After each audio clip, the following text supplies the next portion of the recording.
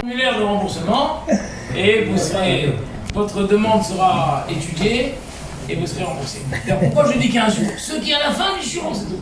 Ceux qui à la fin du shiur ne sont pas plus heureux, alors formulaire de remboursement. J'espère que tu as prévu beaucoup de formulaires de remboursement. Non, il n'y en aura pas. Il n'y en aura pas. Il n'y en aura pas, vraiment. Alors voilà, on a pris le risque, mon ami Dov et moi, d'appeler ce titre, ce cours, la clé du bonheur. On aurait pu donner un titre un peu moins risqué. On a pris la clé du bonheur. Alors je vais commencer par une histoire qui me revient en tête. Il y avait un jeune homme de 16 ans, 17 ans, qui a commencé un petit peu à quitter le chemin de la Torah. Ses parents étaient inquiets. Alors ses parents l'ont emmené chez le Rav Shvadron. Peut-être vous avez entendu à l'époque, c'est celui qu'on appelle le Maguide de Jérusalem. Il y avait des livres en français avec des histoires, etc. Bon, il y en a ici, voilà. Alors, le Rav Shvadron lui a parlé, etc., etc. Rien, il était têtu. Alors à un moment, le Rav Shvadron a tourné la tête vers la fenêtre. Oh, il a vu dans les prés, il y avait une vache. Alors le Rav lui a dit, dis-moi, qui est plus heureux, toi ou la vache? Alors il a dit, c'est moi, c'est sûr. Pourquoi? La vache, elle boit que de l'eau. Moi, je bois du coca, je bois du jus, je bois même de la bière, une fois je bois du whisky avec mes copains. La vache, elle mange que de la paille. Moi, je mange des gâteaux, des bonbons, des hamburgers. Et il dit quoi d'autre? Il dit, en hiver, la vache, elle reste sous la pluie, dans le froid. Moi, j'ai une maison chaude, j'ai un lit chaud. C'est sûr que c'est moi qui est plus heureux.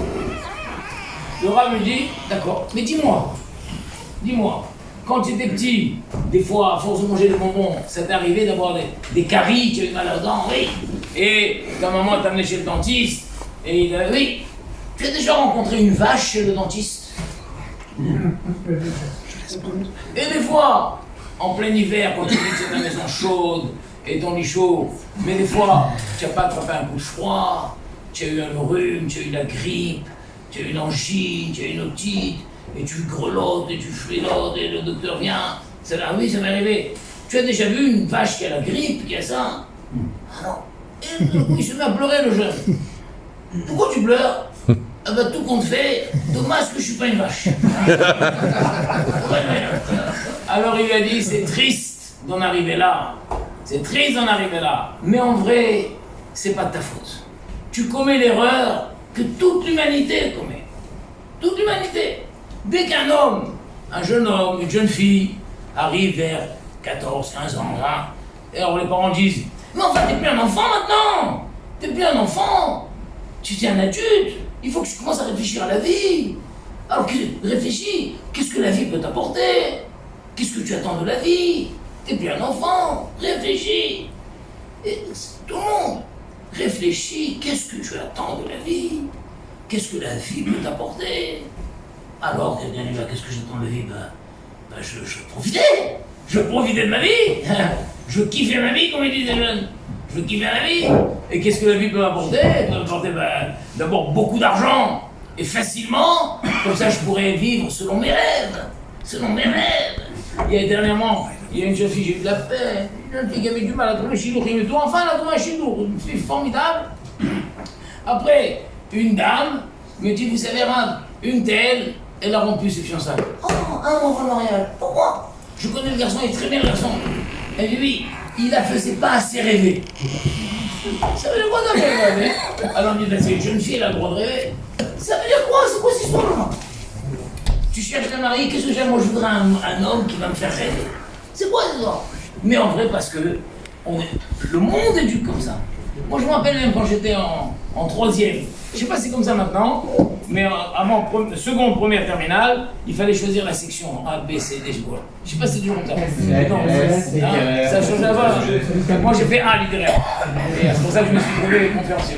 Et alors, et le prof principal, il prenait chacun. Et donc moi, je me souviens, le professeur, monsieur Devois, c'est valorisant. Vous n'êtes plus un enfant maintenant. Qu'est-ce que tu veux faire? Il faut que vous commenciez à réfléchir à la vie. Alors, qu'est-ce que vous attendez de la vie? D'après vous, qu'est-ce que la vie peut vous apporter? c'était comme ça. C'est-à-dire, avant de me conseiller qu'est-ce que je prends, A, B, C, qu'est-ce que tu attends de la vie? Qu'est-ce que la vie peut t'apporter? D'ailleurs, tous les gens qui se suicident, ils font tous une lettre, la même chose. Voilà. La vie m'a tout repris. Je n'attends plus rien de la vie. La vie ne peut plus rien m'apporter. Je vous aime, bye bye. Il ferme la lettre et il saute dans la fenêtre. Il saute dans la fenêtre. Pourquoi? Parce que la vie ne peut plus m'apporter rien. La vie m'a tout repris, je n'attends plus rien de la vie. Ah. Alors c'est pour ça que le Rav il a dit à ce jeune homme, c'est pas ta faute. Vu que toi on t'a dit qu'il faut attendre de la vie. Et donc quand on te dit, oh, qui est le plus heureux, toi ou la vache? Ah, je dis, c'est moi. C'est moi. Moi j'ai du coca et la vache avec le dos. Mais quand on te montre que la vie, la vache, en fin de compte, peut-être que la vie, elle apporte plus à la vache, parce que la vache, elle n'a jamais de problème dentaire là-bas. Ah, dommage, je suis jamais vache. Voilà. Mais à la base, tu dois savoir que c'est une erreur. D'abord, c'est une erreur parce que Hachamim disent que En Adam met vehatzita avotav beyado. Quand un homme il meurt, à la fin, on lui dit alors, il a eu de l'argent, il a eu tout. T'as eu tout? Il dit, j'ai même pas eu la moitié. Même pas eu la moitié. Même si un homme, il a la possibilité, il a une santé formidable, il a de l'argent, il a toutes les possibilités, il a pas eu le moyen, en mourant, il n'aura pas eu la moitié de ses fantasmes. Donc, de toute façon, c'est voué à l'échec. C'est tout le monde, j'attends de la vie, je veux profiter de la vie, je veux kiffer ma vie. Tu la kifferas jamais autant que tu crois. Mais à part ça, la question, elle est fausse. À la base. Il y a une phrase que, on m'a dit, oh Rabbi David, salut. Julien, salut aussi, je profite. Il y a une phrase qu'on m'a dit, j'ai pas trouvé, on me l'a dit. Si quelqu'un est un spécialiste de Rabbi Nachman et Braslav et qui me trouve la source, alors on m'a dit que Rabbi Nachman Braslav a dit, le jour où tu es né, c'est qu'Hachem a vu que le monde ne peut plus continuer sans toi. Dov Shish, le jour où tu es né, Hachem a vu que le monde ne peut plus continuer sans toi. Donc tout de suite il a dit, descendez-moi la Neshama de Dov Shish. Tu comprends? Parce que ça c'est clair, on doit savoir. Nous avons la chance. Nous avons la chance. Entrez, cher monsieur, voilà. Le cours peut plus continuer sans lui, il arrive à ce moment-là. On a tout préparé. Nous avons la chance de croire et de savoir que le monde a été créé. Il y a un créateur. Le monde n'a pas été créé comme ça. Il y a un créateur. Et puisqu'il y a un créateur, forcément ce créateur a un projet. Un projet. Est-ce qu'il n'a pas pu créer le monde sans projet? Et s'il a un projet, chacun de nous est dans le projet. Chacun de nous est dans le projet. Comment vous appelez, cher monsieur? Daniel. Merveilleux. C'est un nom que j'aime beaucoup. C'est parce que c'est le nom de mon frère. Daniel, je vous demande, est-ce que vous êtes dans le projet divin? On espère. Vous hésitez? Non, j'espère, mais j'ai pas de précision exacte, mais je suis dans le projet. Mais forcément! Mais certainement! Si vous êtes venu au monde, c'est que vous êtes dans le projet divin. Sinon, pourquoi vous serez venu? Oui. Je vous demande, Daniel, et pourquoi vous n'êtes pas né au Moyen-Âge? Pourquoi vous êtes né? Parce que le jour où vous êtes né, Hachem a dit, là le projet il va bloquer, on a maintenant besoin de la Neshama de Daniel. Au Moyen-Âge, on n'avait pas encore besoin. Non. Chacun de nous, quand il est venu au monde, c'est qu'à ce moment-là, Hachem a dit, si celui-là ne vient pas au monde, le projet est capote.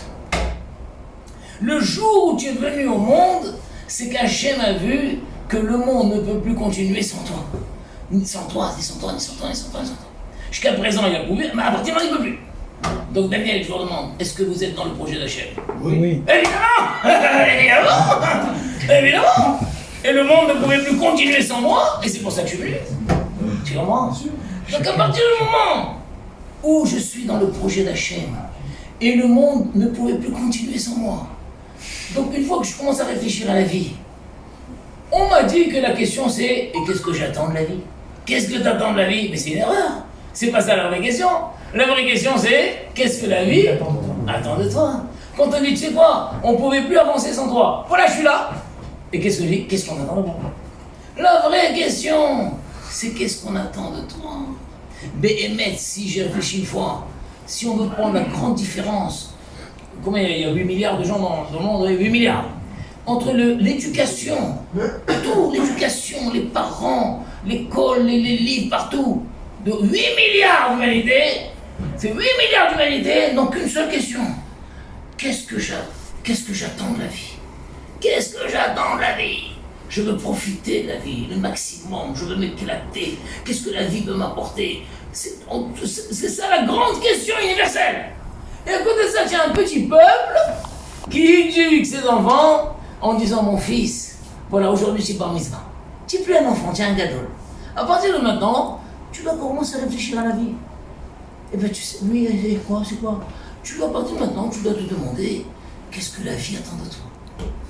Ma fille, tu as fait 12 ans, tu n'es pas de mitzvah maintenant, tu n'es plus une enfant, tu es une adulte. C'est-à-dire que tu dois commencer à réfléchir à la vie.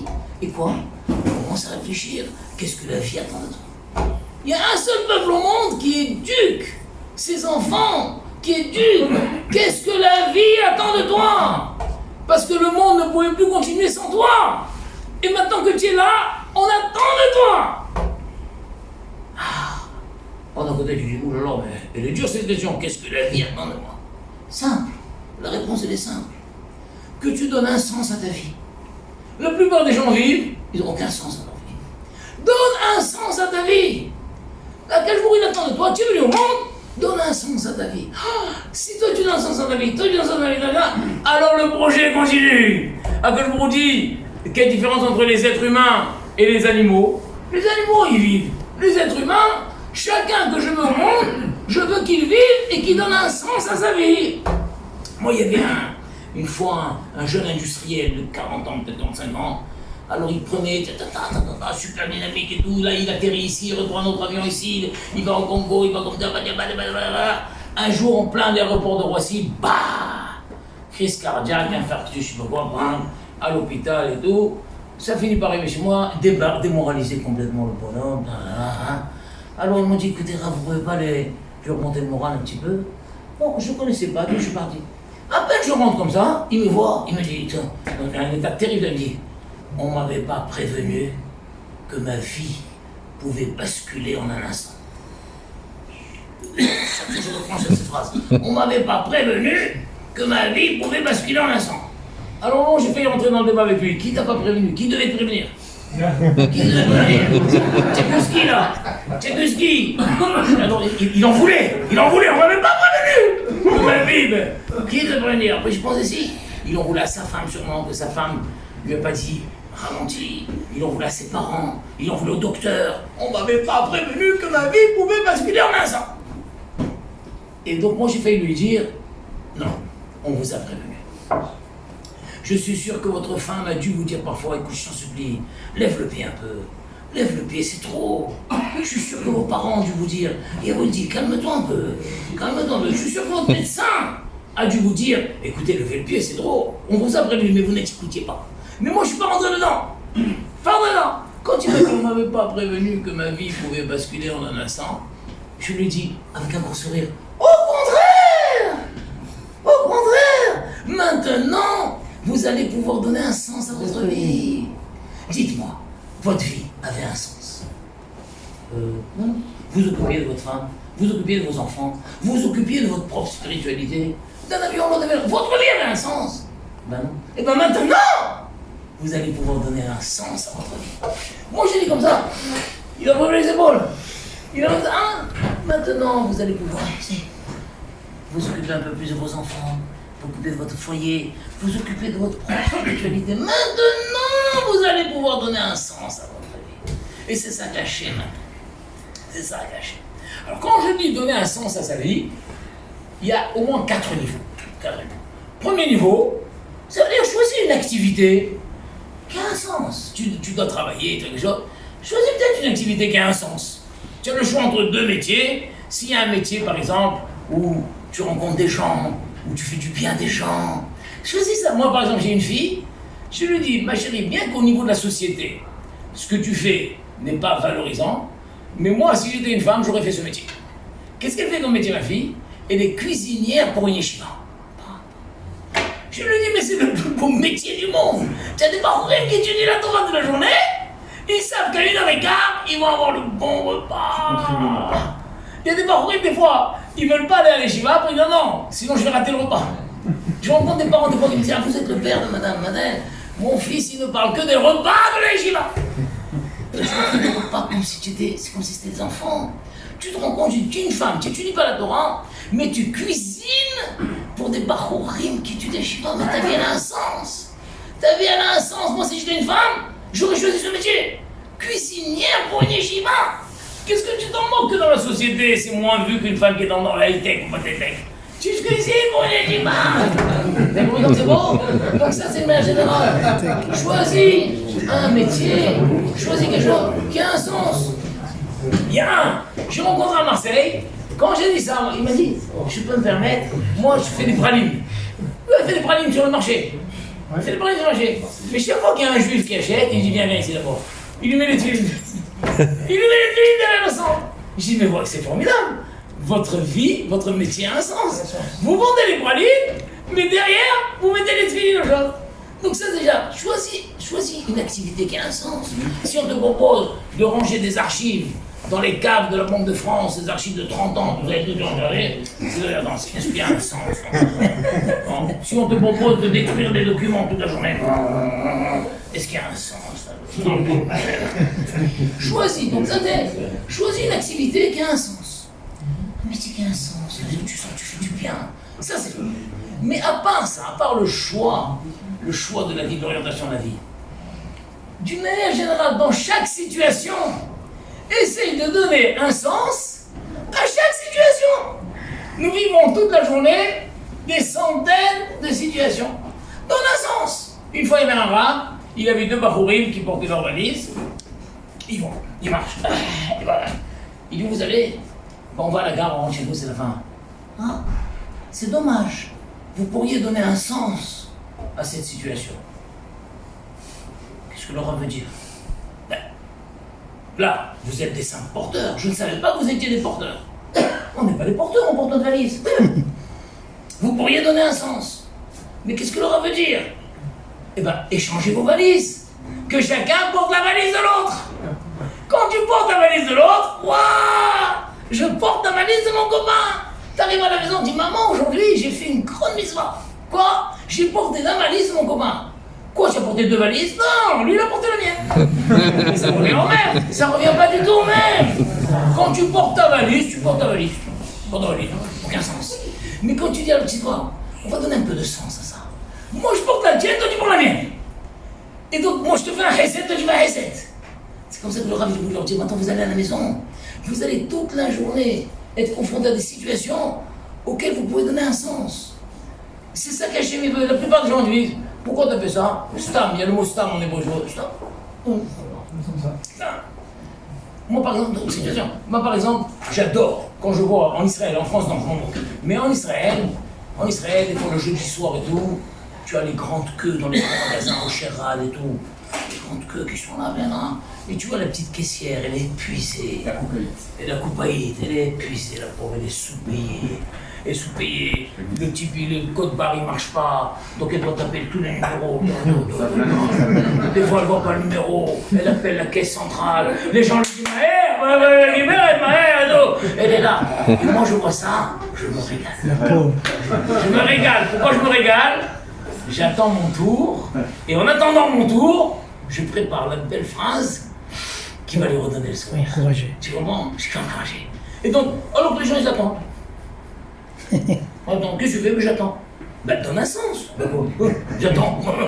Mais tu peux donner un sens à cette situation, quoi? Ben, moi, je donne un sens. Je réfléchis, quel est le mot gentil que je vais dire à la caissière? Quel est le mot gentil? Alors, une fois, je lui dis, je vous ai observé. Vous êtes fantastique, comment les critiques des gens ne vous ont pas démoralisé. Tout à part. Je vous ai observé comment vous êtes rapide.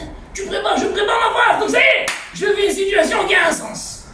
Il n'y a pas ça, j'essaie de voir. Si je vois que le gars devant, il est comme ça et tout, voilà, un peu droit, je vois qu'il y a une femme devant, elle crie à son fils. Je dis, ils sont pas faciles des fois.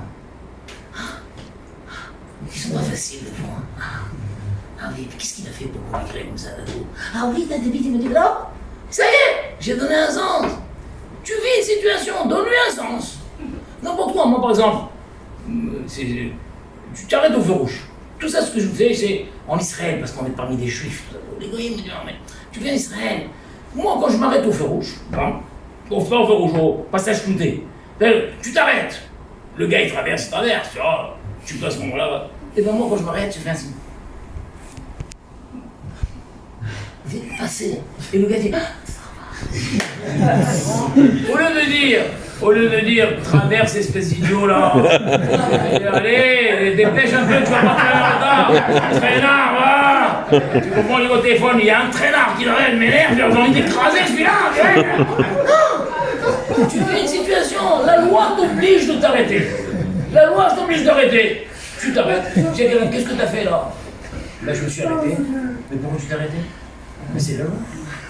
Il n'y a aucun sens. Pourquoi il n'y a aucun sens? C'est la loi. Mais tu peux donner un sens à ça. Ben quoi? Fais-lui un petit signe. Bon. Pareil quand je suis piéton. Quand je suis piéton, d'accord? Pourquoi je vis? Parce que quand je suis en voiture, je supporte pas les types qui traversent, ils te regardent même pas, ils sont là. J'ai envie de te dire merci. Mais lui, il n'a pas à me dire merci. Pourquoi me dire merci? C'est la loi.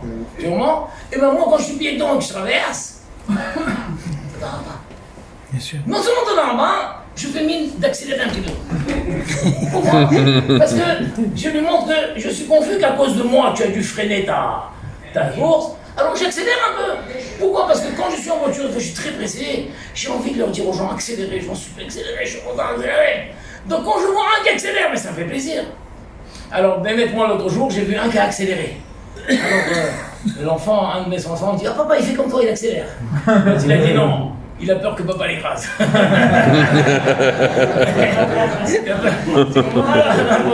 Alors, d'ailleurs, moi, la semaine dernière, j'ai rien compris. Il y avait un passage côté, je me suis arrêté. Il y avait un type, on voyait un type grincheux, grand chômeur, je sais pas comment dire. Il me fait comme ça. Ça veut dire quoi ça? C'est quoi, ça veut dire quoi ça? Arrête-toi, arrête-toi. Mais je suis arrêté. Je suis arrêté, j'ai pas compris. Qu'est-ce qu'il veut?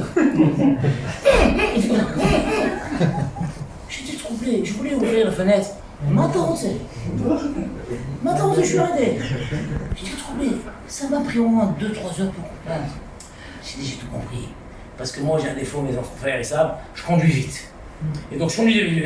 Quand j'ai vu ça, bam, j'ai pilé. Mais lui, en me voyant arriver, il était sûr que j'allais pas m'arrêter. Donc il avait déjà préparé le geste. Mais moi j'ai pilé, je me suis arrêté. Mais son temps de réaction était trop lent, il a quand même fait le geste. Alors je m'étais arrêté déjà. Mais celui-là, vous comprenez non? Non. Alors mais celui-là là-bas, je voulais lui dire, Aval, si j'avais l'habitude de dire, tu serais pas dans cette tension. Donc partout, tu avais une fois un barreau. Un barreau, il a vu, il a vu une feuille par terre. Il avait une feuille, il s'est penché, il a ramassé la feuille, il a rejeté la feuille. Derrière lui, il y avait le Chavetz Chaim. Barreau, il s'est passé quoi là? Non, Rav, j'ai vu une feuille, je me suis montré, je croyais que c'était une feuille de cidreau. J'ai vu que c'est pas un cidreau, j'ai rejeté. Pourquoi tu as fait ça? Alors, j'ai fait ça. Maintenant, celui de derrière, à son tour, il va se pencher. Ah, c'est pas un cidreau, il la jette. Et comme ça, il y a 20 types qui vont se pencher. Quel est le premier qui va donner un sens et qui va la ramasser? Ah! Il cherche une poubelle, il n'y a pas de poubelle, il la met dans sa poche. À la fois, il cherche une poubelle, il le jette. Dans un sens, il lui met. Quel sens j'avais là? Tu t'es penché, tu as cru que c'est une feuille de cidreau, ah c'est pas cidreau, tu la rejettes. Tu aurais pu donner un sens. Quoi? De penser qu'en la rejetant, il y a un derrière qui va se pencher encore. Comprenez? Donc toutes les situations. Tu avais un Rav Pinchas Scheinberg. Un Scheinberg, ça te sale. Parachat Tzitzit. Lui, il portait plein de tzitzit. On n'a jamais su pourquoi. Une fois, on a pesé tous ces tzitzit. Alors, il y avait deux versions. Certains disaient c'était 20 kilos, d'autres disent 30 kilos. Je sais pas, mais pourquoi vous portez autant de tzitzit? Pourquoi? Il ne voulait pas dire des fois. Alors, une fois, il a dit je porte un tzitzit pour tous ceux qui n'en portent pas. C'est-à-dire, un jour, il a dit attends, mais il y a tellement de gens qui ne portent pas de tzitzit. Et ben, peut-être je porte pour eux. Tellement pour eux. C'est bienvenu ce truc. Donc il a dépassé. Une fois il a trouvé de l'argent. Il a réfléchi, l'argent, je peux, bon, on peut trouver de l'argent. Alors après, il a dit, celui qui a accompagné, tiens pas, achète un tzitzit. Et au moment où il a nécessité, il a dit, voilà, si celui qui a perdu l'argent, c'est un juif, que cette mitzvah est sortie sur son compte. Vous comprenez comme c'est beau? Il a trouvé de l'argent par terre, tu as trouvé de l'argent, tu peux acheter une glace, c'est fini, c'est à toi l'argent. Et bien lui, il s'est dit, non, c'est bête, je vais élever cette situation.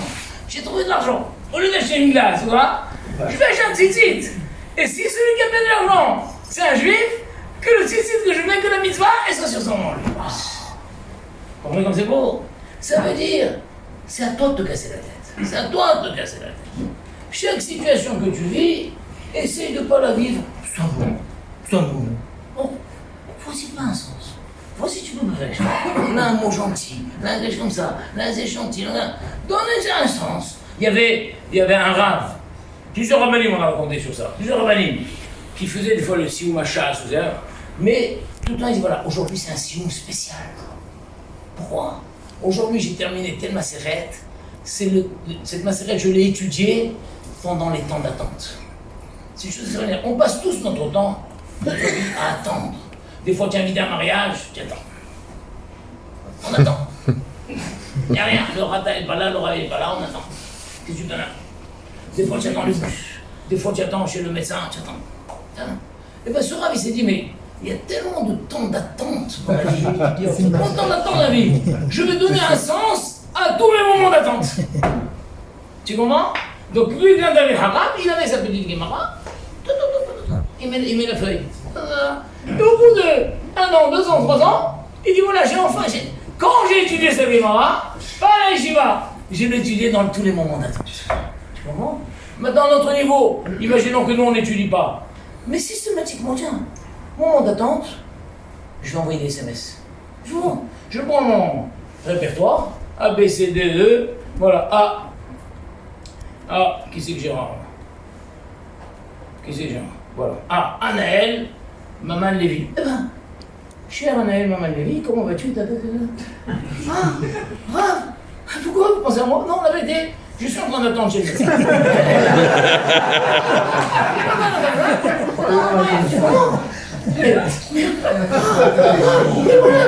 Après, Ariel Hadal, après, Barzakaï, Benji, tiens Benji, mon cher Benji, comment ça va? Je suis là, je suis en train d'attendre le bus qui tarde et tout, alors je peux pas faire des SMS. Meuble ton temps d'attente. Il fait comme ça. Oh, il arrive ce bus-là. C'est pénible quand même. En France, ils sont en train d'accompagner complètement. Monsieur, qu'est-ce qu'il y a? Donner un temps, donner un sens à cette attente. Vous comprenez? Ça, c'est le deuxième chose. Hachem, il attend de toi que tu vis pas stable comme ça. Donne un sens à toutes les situations. Au maximum de situations.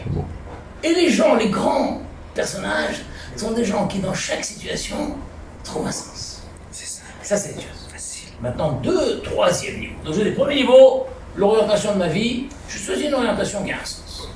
Deuxième niveau, dans tout ce que je fais, le maximum de choses, j'essaie de donner un sens à chaque chose.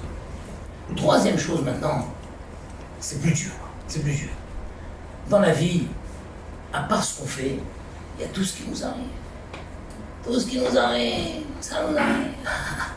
Ça nous arrive. Ça nous arrive. Ça nous arrive. Et maintenant, tout ce qui t'arrive, et là, t'es pas maître de ce qui t'arrive, mais tu es encore maître, tu es le seul maître du sens que tu vas donner à ce qui t'est arrivé.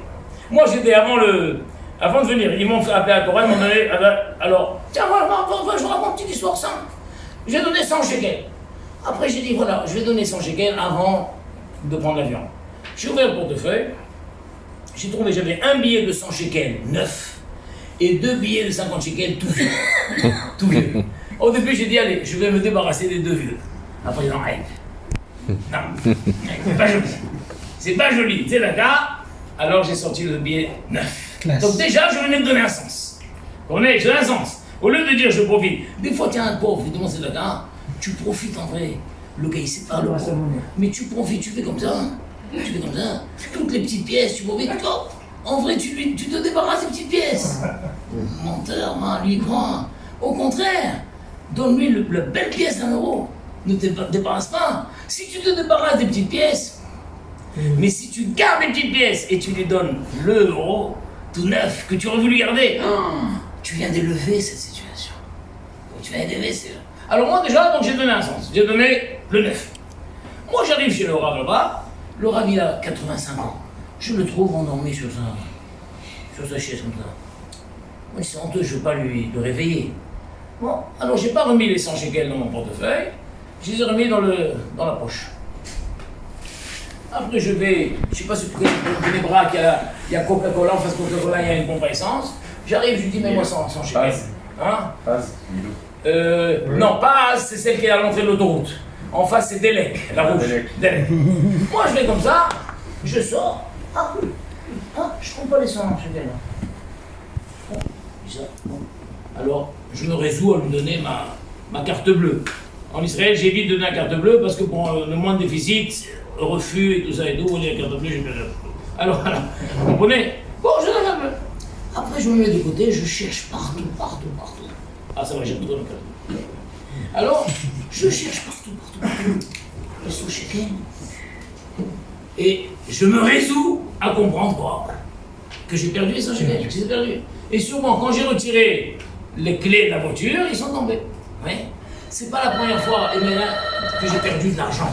C'est une grande douleur de perdre de l'argent. Vous savez, une fois j'ai perdu 50 €, moi. Ah, ça fait mal.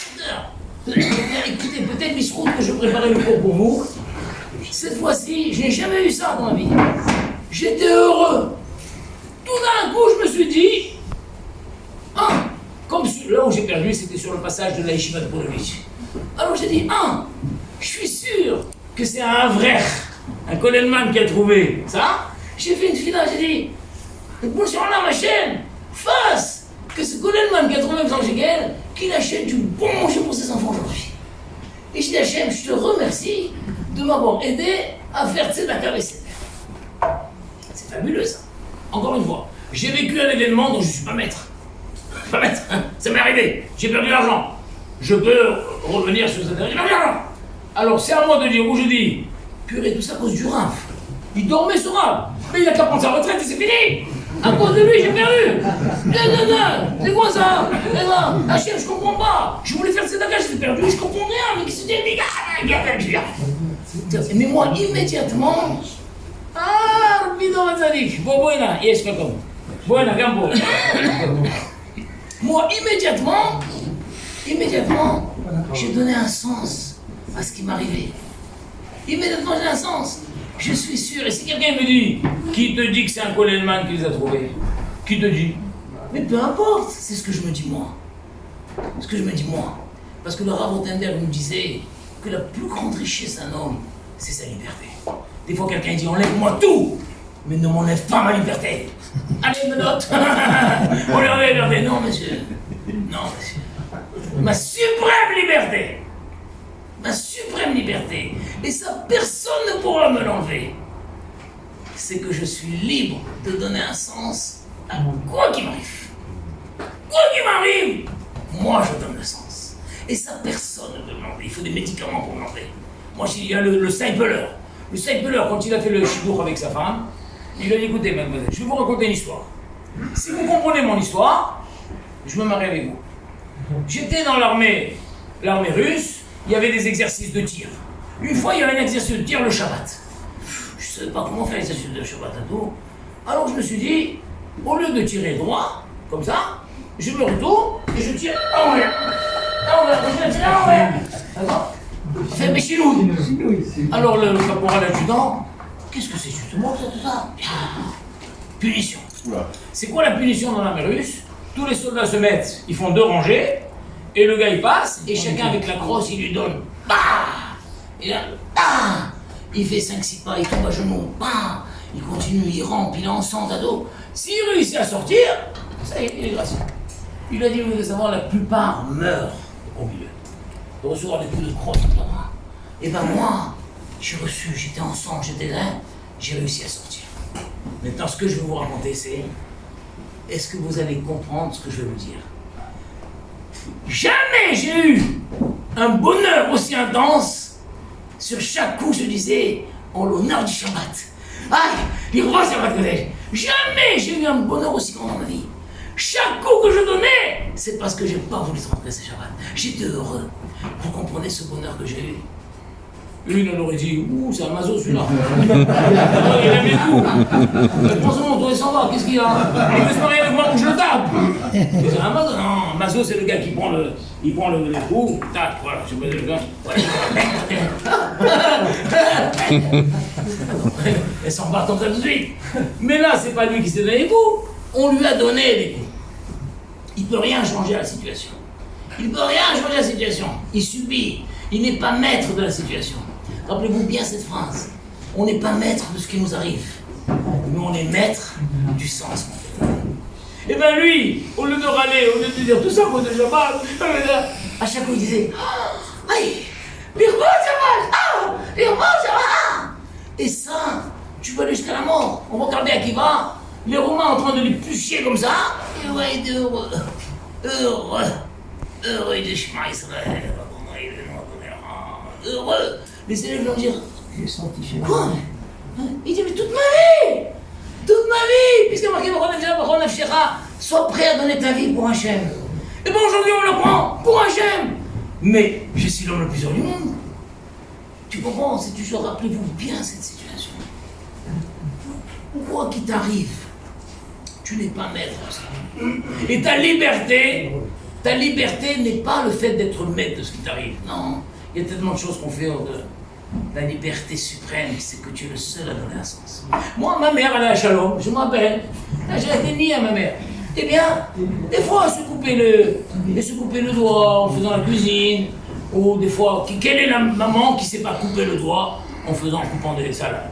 Quelle est la maman qui n'a pas une projection d'huile pendant les fritures? Quelle est la maman qui ne s'est pas brûlée en rentrant dans le four et quelle est la maman qui, en ouvrant un truc, bang, elle se passe là? Eh bien, les souvenirs que j'ai de ma mère, c'est quand ça lui arrivait des choses comme ça, elle était contente. Elle était contente. Pourquoi? Elle avait une sorte de phrase en arabe, et s'était persuadée que chaque chose qui lui arrive, ça protège ses enfants. D'ailleurs, tous les moments juifs comme ça, c'est sur moi et pas sur les enfants. Mais c'est pas vrai, hein? Sur moi et pas sur les enfants. C'est-à-dire, mais c'est fabuleux ça.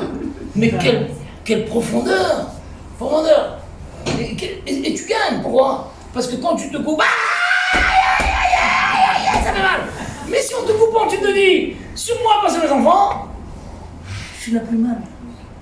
Tu n'as plus mal. Tu es heureux. Et tu es sûr que, oh Rachel, allez sur moi, pas sur les enfants. Sur moi, c'est pas sur les enfants. C'est-à-dire, tu vis une situation quelconque, une horrible souffrance, quelque chose de terrain. Bon, même quand ma mère elle a fait un AVC comme ça, elle restait 6 ans et tout, elle n'avait pas des traces de stress et tout. Peut-être dans sa tête, elle se disait, ben, ce qui m'arrive protège mes enfants. Donc moi je vous pose une question, mesdames. Est-ce que c'est vrai ça? Que ce qui arrive à une maman, ça protège ses enfants? Vous dites oui, certainement oui. On voit que Rabbi, dans la Gemara, Rabbi, il avait des hémorroïdes, il avait des souffrances terribles pendant 10 ans, 13 ans, jusqu'à ce qu'on le soigne. Et on a dit que toutes les années où il avait ces hémorroïdes, il n'y a eu aucune fausse couche. Et ça. Le jour où on l'a soigné, ça a recommencé. Donc, cette idée que la souffrance d'une sadique protège les autres, c'est une vraie. Donc, que la souffrance d'une mère protège les enfants, pourquoi? Mais même si tu dis, mais qui dit ça? Peu importe! C'est le sens qu'elle s'est donné à ça. Comprenez? Quand tu te donnes un sens, même à la chose la plus douloureuse qui soit, alors ça fait beaucoup moins mal. Mais si tu ne donnes pas un sens, hein, et c'est ça, Béhémet. On va revenir à la question initiale. On a dit que tu ne dois pas te demander qu'est-ce que j'attends de la vie. Non, tu dois te demander qu'est-ce que la vie attend de moi. Mais si quand même, on demande à quelqu'un qu'est-ce que tu attends de la vie, il peut répondre le bonheur.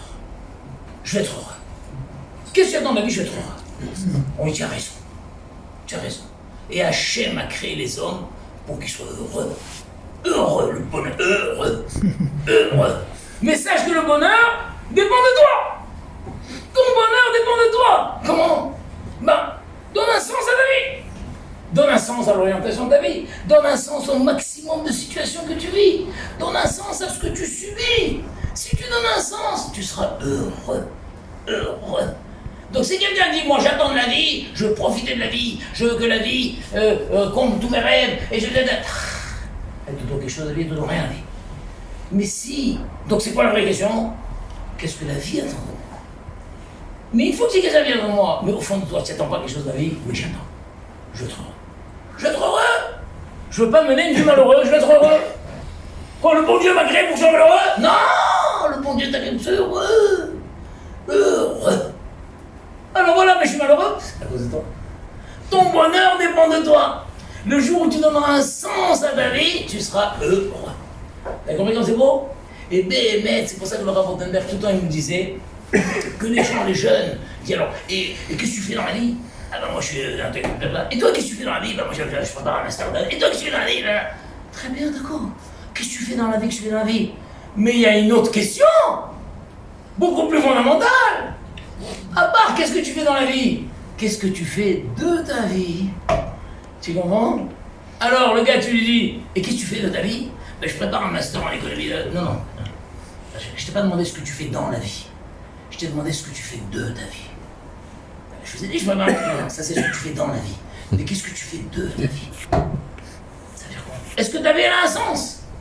Est-ce que tu donnes un sens à ta vie? Est-ce que chaque situation tu lui donnes un sens? Et que ce qui t'arrive, est-ce que tu donnes un sens? Tu donnes un sens à ta vie, tu seras l'homme le plus heureux du monde. Dis-moi, qu'est-ce que tu attends de la vie? La vraie réponse, ben j'attends d'être heureux. Je veux être heureux. Je n'ai pas été créé pour être malheureux. Je veux être heureux. Je veux vivre heureux, je veux mourir heureux. Je veux être heureux. Tu as raison. Tu as raison. Tu as raison. Ben ton bonheur est entre tes mains. Vous avez compris comme c'est beau? Ça c'est le 3e niveau. Maintenant il y a le 4e niveau. C'est le super sens. Et nous les juifs, nous avons le super sens. C'est quoi le super sens? Mais que n'oublions pas que notre vie, elle est faite pour mener au Olam Haba. Qu'est-ce que tu fais dans la vie? Ben je mène une vie qui me mènera au Olam Haba. Je mange, je dors, je danse, je me régale, tout ça et tout, je me repose et tout, mais tout ça dans un cadre de Torah, de mitzvot. Je mange, je fais les brachot, je fais le Shabbat, je fais comme ça, tout ça dans un cadre de mitzvot, de Torah. Et donc cette vie, elle me mène au Olam Haba. Tel que les Hachamim m'ont dit, Olam Hazeh domé les prosdor. Tout ce monde-là, c'est un long couloir. Olam Haba domé les traklin. Le Olam Haba, c'est le palais. Ils ont fait une chanson, Olam Hazeh, Olam Haba, Olam Hazeh, Olam Haba, Olam Hazeh, Olam Haba, Olam Hazeh domé les prosdor. Olam Haba domé les traklin, Olam Hazeh domé les prosdor, Olam Haba domé les traklin. Ce monde-ci, ce n'est qu'un long couloir. Un bon couloir. Mais Hachem, il aurait pu faire un couloir sombre. Par exemple, moi, je suis un petit peu claustrophobe, et quand il y a des longs couloirs en voiture, je suis content. Putain, ça, celui-là, pourquoi peut-être je suis traumatisé? Parce qu'à l'époque, il y avait eu l'incendie du Mont Blanc. Il y a plein de voitures qui avaient brûlé, vous savez, c'est pas grave. Chaque fois que je rentre dans un couloir, dès que je vois la lumière au fond, je commence à être un peu mieux. Et d'ailleurs, les enfants me prennent en fou. Dès que je rentre dans un tunnel, je dis, les enfants, baissez la tête! Les enfants, baissez la tête, les enfants! Pourquoi papa? On est dans le milieu! Instinctivement, je rentre dans le couloir, baissez la tête! Tu vois, on restera sur le couloir. Des fois, c'est la nuit, le couloir il est mal éclairé. Ce long tunnel, le tunnel en voiture là. Ouf, tu sors. Jusqu'à présent, je supporte pas dès que c'est un tunnel. Allez, Tfilot Hachem, fais-moi sortir de ce tunnel. Tu comprends? Et ben Hachem, il aurait pu faire que toute notre vie, c'est un long tunnel sombre. Et tu bosses, et tu fais là. Et enfin, tu arrives au là-bas. Non, Hachem, dans sa grande bonté, a fait que le tunnel lui-même est lui-même un palais. Regardez comme il est beau ce monde. Regardez comme il est beau ce monde. Merveilleux, les arbres, les montagnes, les petits oiseaux, la mer et tout. Qu'est-ce qu'il est beau ce tunnel. Tu peux profiter. Et le piège, c'est que les gens, ils oublient. Ils sont dans le tunnel. À la fin, on dit alors, c'était beau le palais? De quel palais vous parlez? Au fond, vous n'êtes pas arrivé à la porte là? Ah non, on est resté là dans le tunnel. Mais non, ça c'est le tunnel! C'est là-bas qu'il fallait arriver. Vous auriez ouvert le palais. Et bien tout aussi beau que puisse être ce monde, aussi beau, aussi merveilleux, ce n'est que le tunnel qui mène en là-bas. Et donc ça veut dire quoi? Profite, Hachem Itami, profite, mange, danse, repose-toi, chante, sois heureux. Mais avance, avance. Ne bloque pas comme ça. Ne bloque pas, mais ça fait des années que tu es sur place. Non, mais franchement, on a trouvé un petit coin. On est là. Non, avance. Comment avance? Mange, fais des brachot, n'oublie pas de faire mincha, n'oublie pas de faire ça, donne de la tzedaka, fais ton shabbat, avance, avance. Tu avances lentement. Moi, j'ai fait une fois avec un rave. On a été arrêté par la police sur l'autoroute. Tellement il roulait lentement. Il faisait du 40 à l'heure sur l'autoroute. La police a arrêté. PV! Pourquoi PV? Je vais trop vite? Non, vous allez trop lentement. On ne peut pas rouler à 40 à l'heure sur l'autoroute. Alors il faut prendre la nationale. Tu rentres dans l'autoroute, c'est minimum, je crois, 60 à l'heure. Il a eu un PV parce qu'il va trop lentement. Et bien des fois le type il va trop lentement. Hachem me dit tu n'arriveras jamais au bout. Tu n'arriveras jamais au bout. Accélère. Et bien si le gars il n'accélère pas, et bien des fois, il y a un bug qui arrive dans sa vie, un truc, une souffrance et tout. Le gars il dit ah mince, maintenant j'avance plus. Non, au contraire. Au contraire, cette souffrance, cet incident, cette panne, ce truc-là, t'a fait faire un grand bond en avant dans le palais. Un grand bond en avant dans le palais. Des fois, quelqu'un dit je comprends plus rien ce qui m'arrive là, je comprends plus rien. Depuis que je suis chômage chômage, j'ai fait faillite, j'ai fait comme ça, je comprends rien. Ah, tu comprends plus rien ce qui arrive? Alors imagine-toi qu'il y a une intelligence suprême au-dessus de toi qui comprend ce qui t'arrive. Moi, je vous demande. Par exemple, on dit que le singe est très intelligent, le singe, très intelligent. Julien, le singe, très intelligent, oui. Alors, des fois, dans les laboratoires, ils font des expériences pour essayer un vaccin, quelque chose. Alors, on injecte au singe le microbe. Après, ils vont essayer le vaccin. D'accord? On voit, est-ce que le vaccin marche là? Est-ce que le singe, il comprend ce qu'on est en train de faire avec lui? Quand il voit le truc là, il se dit ah, il est en train de mettre le microbe. Ah, tiens, là, il essaye le vaccin. Est-ce que le singe comprend ce qu'on fait avec lui? La réponse, non. Mais pourquoi? Mais je vous ai dit qu'il était intelligent, le singe. Pourquoi le singe ne comprend pas? Il est intelligent. Parce qu'il n'a pas l'intelligence suffisante pour comprendre ça. Tout intelligent qu'il est, il n'a pas l'intelligence suffisante. Qui c'est qui comprend? Qui comprend? Le laborantin, tu vas dire, c'est ça. Même lui, il comprend un peu le laborantin, mais il ne comprend pas tout. Parce que lui, il note les résultats. Après, il va donner les résultats à qui? À l'équipe de chercheurs. L'équipe de chercheurs, Haramim, voilà les résultats. Eux, ils comprennent. C'est-à-dire, tu as l'intelligence du singe, au-dessus d'un laborantin, au-dessus de l'intelligence suprême. Et bien, quand un homme se dit, je ne comprends pas ce qui m'arrive. Ben oui, mais tu n'es pas prêt à imaginer qu'il y a une intelligence suprême qui comprend ce qui t'arrive. Vous comprenez comme c'est beau? Il y a une intelligence suprême qui comprend ce qui t'arrive. Et alors, c'est quoi le sens? Bon, Rabat, je me suis permis de commencer sans vous. Et je vois que j'ai bien fait, parce que sinon...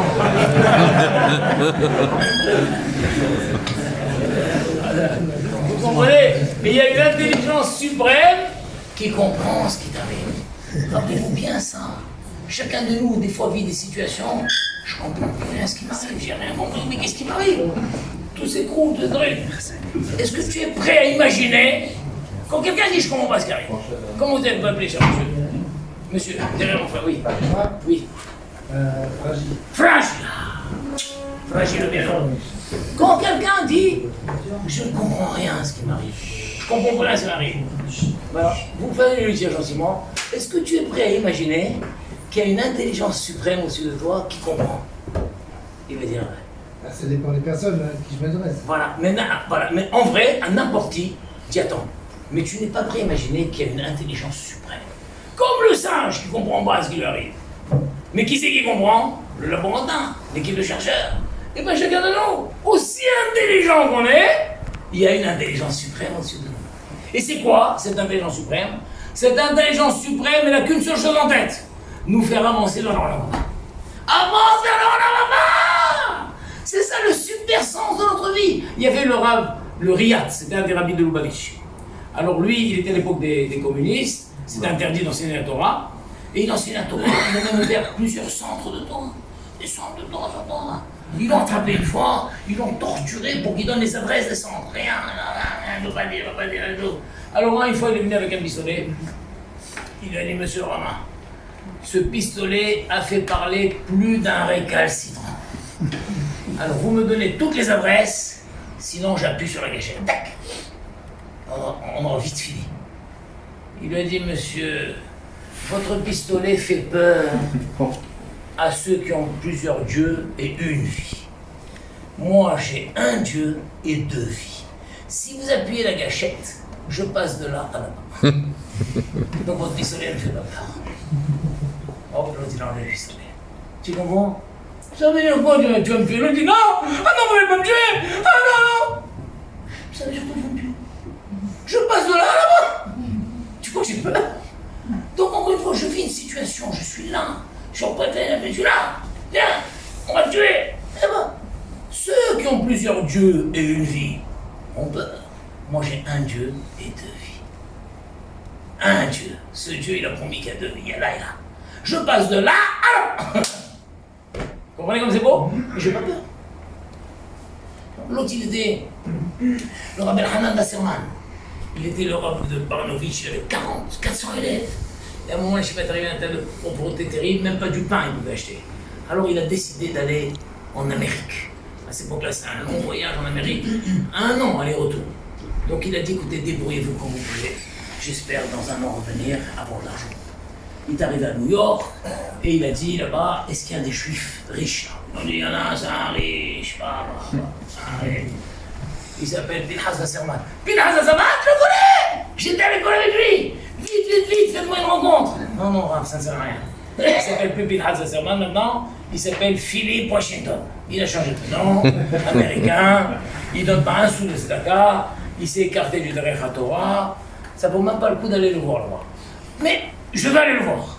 Il va se rappeler qu'on était à l'école ensemble. Mais non, ils vont. Il tape, le secrétaire le reçoit. Oui, qu'est-ce que vous voulez, voilà. Annoncez à M. Philippe Washington que le Rav Elchanan Wasserman veut le voir. Ah non, mais c'est pas possible. Rendez-vous, pas de rendez-vous. Mais annoncez-lui. S'il dit non, il dit non. Mais ne dites pas non à sa place. Mais moi, je vous dis non à sa place, c'est pas... Mais enfin, dites-lui simplement que le Rav Elchanan est là. Tellement ils ont crié, dis pas de quoi. Alors, mister, voilà, le rabbin Wasserman veut voir. Waouh, la porte s'ouvre comme ça, Elchanan!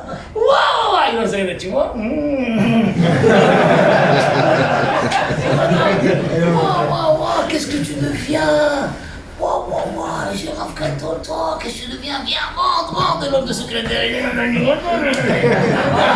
Alors, assieds-toi, raconte. Il dit, voilà, j'ai une yeshiva, 400 élèves et tout. Il parle ceci. Et toi, qu'est-ce que tu fais? Eh ben, moi, j'ai une usine de fabrication de vêtements, 300 employés, je fournis la moitié de l'Amérique. Waouh, très bien. Bon, et alors, qu'est-ce qui t'amène? Ben, je voulais te dire bonjour. Voilà, je t'ai dit bonjour, maintenant je t'ai dit au revoir. Non. Pourquoi? Je t'ai pas dit pourquoi t'es venu au bureau. Pourquoi t'es venu de Pologne jusqu'ici? Ben, pour te dire bonjour. Voilà, je t'ai dit bonjour, maintenant au revoir. Il s'en va. Il le regarde comme ça. Chez ça t'a dit, il est en train de m'embrouiller celui-là. 2-3 heures après, il dit au secrétaire, cherchez le lieu du logement du rabbin, dites-lui de revenir. Monsieur Lécher arrive rien. Il dit, écoute, on était petits ensemble à l'école, et je sais que t'es un génie. T'es pas venu pour me dire bonjour. Dis-moi la vérité, pourquoi t'es venu? Il dit, voilà, j'osais pas te dire. Mais tu vois, regarde là, j'ai 3 boutons. Celui du bas, il est tombé. Celui du milieu, il tient bien, mais celui du haut, il va bientôt tomber. Et quand j'ai entendu que tu avais une usine de boutons en plateau, je me suis dit, peut-être tu peux me refaire les 3 boutons gratuits. Quoi? T'es venu, t'as fait 10 000 km pour coudre des boutons gratuits? Mais tu te moques de moi? On fait pas autant de distance pour coudre des boutons, c'est pas possible! Arrête! Mais si, mais non! On fait pas autant de distance pour coudre des boutons, mais dis-moi la vérité, pourquoi t'es venu? Alors à la fin, il a dit, que tes oreilles entendent ce que tu viens de me dire. Tu sais que si on devait aller à pied de la terre jusqu'au ciel, Haram me dit c'est 500 ans de marche. Enfin, tu arrives au ciel. Tu traverses tout le ciel, encore 500 ans. Après, il y a un espace, encore 500 ans. Après, il y a encore un autre ciel, encore 500 ans. Il y a 7 cieux. 7 sucres. Et entre chaque ciel, il y a un espace. C'est-à-dire que, pour arriver jusqu'au ciel là-bas, il y a 14 fois 500 ans. Et de là-bas, il y a la Neshama. Et Hachem, il a pris ta Neshama de Pinchas, Wasserman, il a fait descendre sur terre, rac, il te l'a mis dans le corps. Et tu crois qu'elle est descendue pour coudre des boutons? Tu crois que ta Neshama est descendue sur terre pour coudre des boutons? Hein? J'ai entendu que tu donnes pas de tzedaka, tu dis pas la Torah, tu fais pas les mitzvot. Tu fais quoi dans ta vie en fin de compte? Tu couds des boutons. Tu crois que ta Neshama est venue de si loin pour coudre les boutons? Alors, tout de suite, il m'a pleuré. Il a dit, Al-Khod, tu as une Gemara dans ta... Oui, viens, arrête d'en parler. Étudiant. Ils ont étudié 2 heures de Gemara. Ils ont retrouvé le goût de son enfance, c'est vrai. Il a dit, premièrement, que tu me trouves un rave qui va venir étudier avec moi 2-3 heures par jour. Je te promets. Il dit, maintenant, dis-moi la vérité. Pourquoi t'es venu? Pourquoi t'es venu? Alors il a dit, je suis venu parce que j'ai une yeshiva de 400 élèves. 400 élèves. Tu ne manges pas. Et il n'y en a pas de quoi manger du pain et tout. Il a dit, pendant 2 ans. Pendant 2 ans. Ouais, c'est le truc du passage coûté, vous voyez, monsieur, là, il bloque tout le monde. Alors, pendant 2 ans, je prends souvent les fédèches. Les cabayas. Vous avez compris? Donc rappelle-toi, mais ta vie, donne un sens à ta vie. Et même quand tu ne peux pas donner un sens, dis je comprends rien ce qui m'arrive là, voilà. Alors quel sens? Expliquez-moi ce qui m'arrive. Je comprends rien, je ne peux pas entendre. Et bien basculer dans le super sens. C'est quoi le super sens? Tout ça, c'est pour le Roland. Mais je comprends pas. Tu ne peux pas comprendre. Il y a une suprême intelligence de toi qui fait tout pour te mener au Roland. Pour te mener au Roland là-bas. Donc quand un homme, il vit cette vie-là, une vie pleine de sens, dans la direction qu'il a choisie. Une vie pleine de sens dans toutes les situations quotidiennes. Une vie pleine de sens dans ce qui lui arrive. Et en fin de compte, même dans ce qui lui arrive et qu'il ne peut pas expliquer, il bascule vers le super sens qui est le Roland là-bas, il est heureux. Maintenant, il m'est arrivé un petit incident, j'ai dit, mais c'est fabuleux ça. Fabuleux. Ma femme, au début de l'année, m'a acheté, voilà, bah tiens, là, m'a acheté comme ça le calendrier de l'année. D'accord? Et puis un jour, j'ai dû transpirer et tout, tout est tombé, toutes les feuilles sont tombées. Vous voyez dans quel état il est là. Et alors, voilà, c'est ce qui me reste de l'année. Je suis à chercher. Mais l'année, elle est finie. Voilà, les quelques pages qui restent, chaque page c'est une semaine, voilà, c'est ce qui me reste de l'année. Et j'ai dit, mais c'est fabuleux. En fin de compte, imaginons qu'au début de notre vie, on nous remet à chacun un bloc note comme ça, oui, chaque jour, et chaque jour à minuit, tac, tu arraches la feuille. Ouais, imaginons, là on est le 24, voilà, 24, hop, à minuit, minuit, tac, tu arraches la feuille. Et je bascule au 26. Là c'est pas le cas, puisque c'est pour une semaine, mais toute ta vie, tu arraches la feuille. Quand tu arraches la feuille du 24, voilà, tous ce soir, tous à minuit, vous prenez votre bloc-notes, plac, vous arrachez la semaine 24, ça y est. On n'est pas le 24, on est 25, on est quoi? 26. 26, voilà. 26, tu arraches 26. Voilà, tiens, on arrache. 23. Voilà. 23, c'est mal. Mais 26 juin, voilà. À minuit, puisque je suis dans le robe, voilà. À minuit, plac, j'arrache la feuille du 26 juin. Qu'est-ce que je fais de cette feuille? Qu'est-ce que je fais de la feuille? J'ai arraché la feuille, maintenant on est dans le 27. Qu'est-ce que je fais de la feuille? Répondez-moi, qu'est-ce que je fais de la feuille? Hein? On la jette? Non, je ne jette pas. Attends, mais normalement, bravo, on t'écoute, toi, attends, tu vas voir.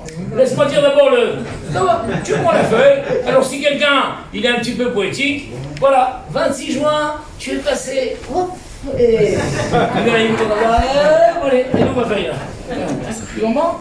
Si quelqu'un n'est pas comme ça, il arrache la feuille, il la froisse, il la met à la poubelle. Tu comprends? Mais, comme tu as dit toi, il y a un troisième scénario. La feuille, on ne la jette pas.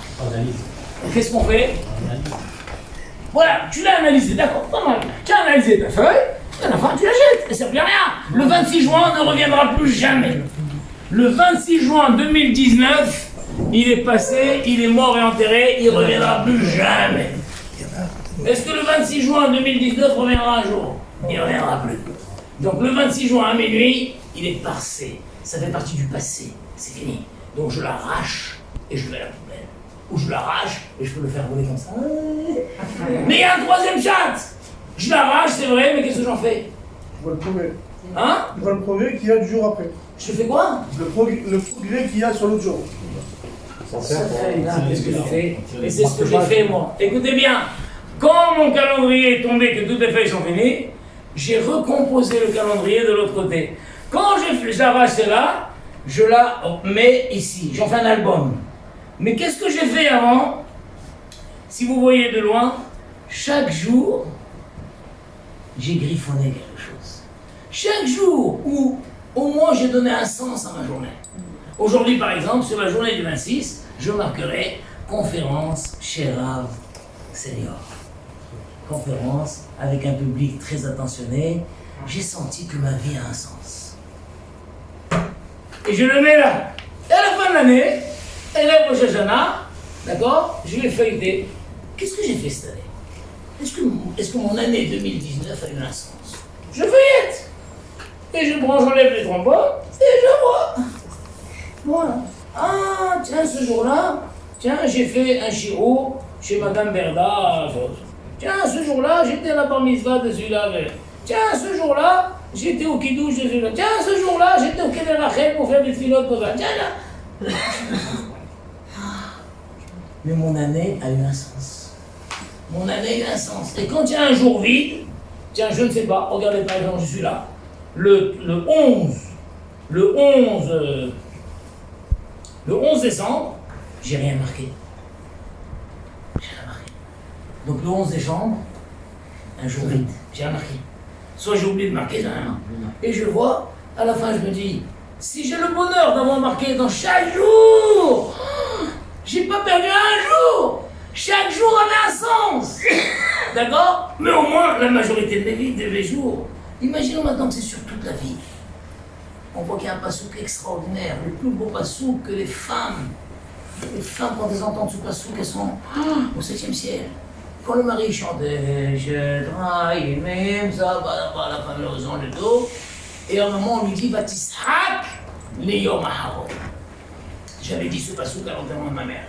Batishak, les Yom HaHaron. Qui c'est qui est un peu linguistique ici? Ça veut dire quoi, Batishak, les Yom HaHaron? Ça veut dire quoi? Maintenant, vous savez, que veut dire Batishak, les Yom HaHaron? Allez! Elle se réjouit, Batishak. Elle se réjouit, les Yom HaHaron. Que veut dire les Yom HaHaron? Le dernier jour. Alors tout le monde dit, elle se réjouit le dernier jour. Mais si c'était ça qu'elle se réjouit le dernier jour, ça veut dire, le dernier jour, elle est là sur son lit mort, et elle meurt, le sourire aux lèvres. Mais ça, il aurait fallu dire Batishak le Yom HaHaron. Le mot Batishak le Yom HaHaron, Rachid nous dit, toute sa vie, elle se réjouit. Elle a 24 ans maintenant, elle vient de se marier. Elle a déjà deux gosses, elle attend le troisième. Elle est là. Mais là, elle sait plus quoi faire. La machine à laver, le truc, le gosse, elle nourrit toute la nuit, le dos. Ah! Mais elle se réjouit. À l'intérieur d'elle, elle se réjouit. En pensant au Yom HaHaron. Elle se réjouit toute sa vie en pensant à HaHaron. Pourquoi? Parce qu'elle s'imagine. Le Yom HaHaron, elle va dire, mes enfants, lisez-moi quelques pages de mon calendrier. Ils vont lui sortir, voilà, maman, tiens, le mois de Pessah 2019, tu as fait 14 machines à laver. Ah, 14 machines à laver, je me rappelle, là, comment c'était, voilà. Et tel jour, ah tiens, c'était moi. Le bébé a pleuré toute la nuit, et je n'ai pas réveillé mon mari, et le lendemain, je suis quand même allé au travail et tout. Ah, je me rappelle. Et tel jour, ah, c'était ma bar mitzvah. Voilà, tu as tout cuisiné à la maison et grâce à ça, on a économisé 5 000 euros. Ah. La femme, elle est là, elle se réjouit toute sa vie en imaginant.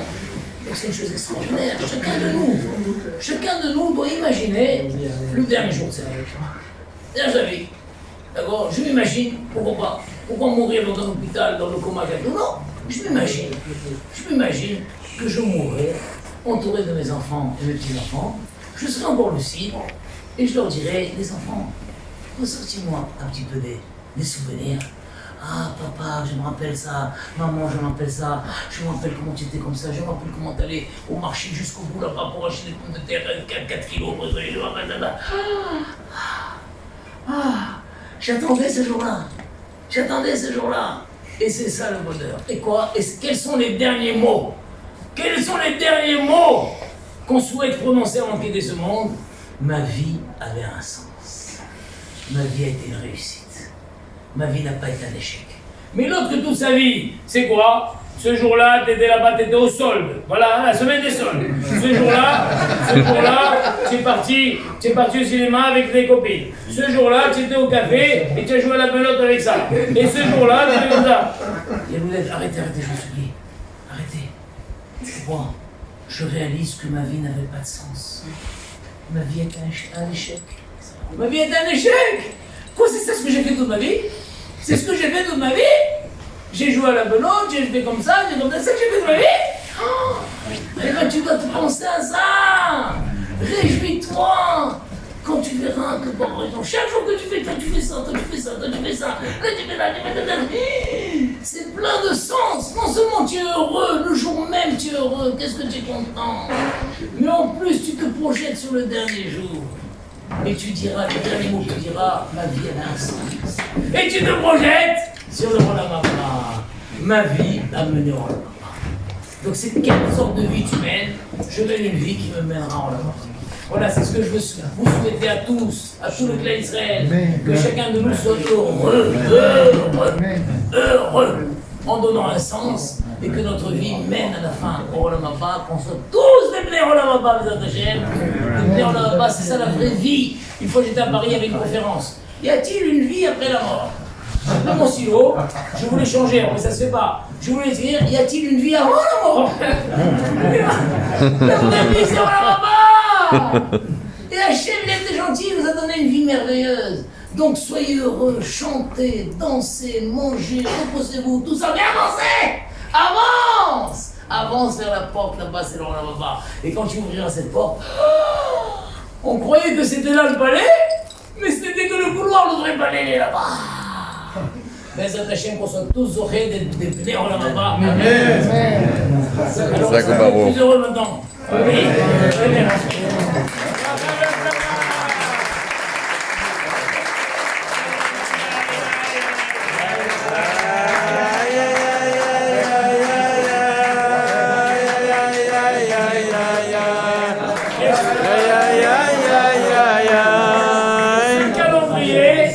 Je ne vendrai pas tout l'or du monde. C'est vrai ça. Non, si quelqu'un dit rencontre le calendrier, il aura besoin de rien. Il n'y a pas de prix. Il n'y a pas de prix pour tout l'or du monde. Voilà. Souhaitez-moi de terminer l'année. Voilà. Ça va être long, mais je vais l'envoyer. Brancher les feuilles qui tombent. La ila la ila ila